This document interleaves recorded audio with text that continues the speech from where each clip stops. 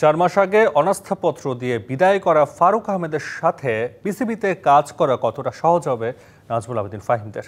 সেই সঙ্গে যোগ হয়েছে নতুন চ্যালেঞ্জ, লিগ বর্জনের হুমকি দেয়া ক্লাব কর্তাদের আস্থায় এনে ক্রিকেট কার্যক্রম সচল রাখা। সেই প্রশ্নে সত্যই নির্বাচিত পরিচালকরা বললেন, ক্রিকেটের স্বার্থে সবাই এগিয়ে আসবেন এমনই ধারণা তাদের।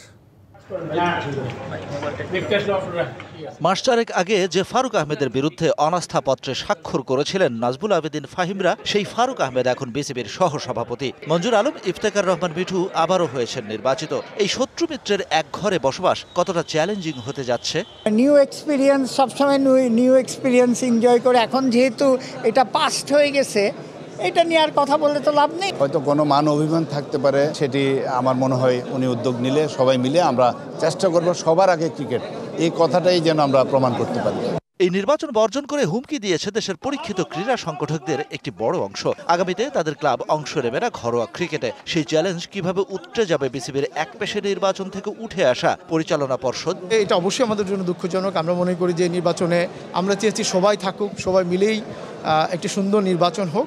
তবে এরপর আমি আশা করি, যেহেতু আমরা সবাই টিকিটের জন্যই কাজ করছি, যারা এখান থেকে নির্বাচনে অংশগ্রহণ করেন নাই তারাও টিকিটের জন্য কাজ করতে। সুতরাং আমি মনে করি আলাপ আলোচনার মধ্য দিয়ে এই সমস্যার সুন্দর সমাধান হয়ে যাবে।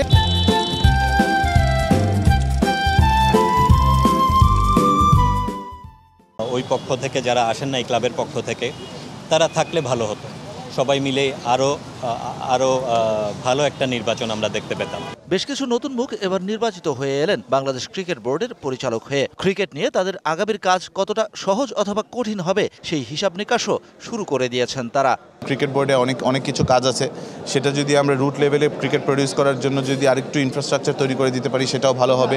কিন্তু দেখেন, এগুলো হলো সব আমাদের চিন্তাধারা, কিন্তু এটাকে ইমপ্লিমেন্টেশন করা অনেক কঠিন। আমার চেষ্টা থাকবে যে আমার সর্বোচ্চ দিয়ে কাজ করার, ভিতর থেকে কাজ করা এবং বাহির থেকে কাজ করার ভিতরে অবশ্যই অনেক পার্থক্য আছে। অবশ্যই ইনশাল্লাহ, বিকজ এটা আমার এথিক, তো আমার এথিক আসলে চেঞ্জ হওয়ার চান্স খুবই কম। ইনশাল্লাহ দোয়া করবেন আপনারা, অবশ্যই যে ভালো কাজ করার জন্য আমি চেষ্টা করব। গুঞ্জন আছে রবিবার রাতেই নির্ধারিত হয় কারা কারা নির্বাচিত হয়ে আসছেন নতুন পরিচালনা পর্ষদে। সোমবার সেই হিসাব নিকাশেও এসেছে পরিবর্তন। নাজমুল আবেদিন ফাহিমের সহসভাপতি হওয়ার কথা থাকলেও সেখানে দেখা গেল নতুন মুখ সাখাওয়াত হোসেনকে।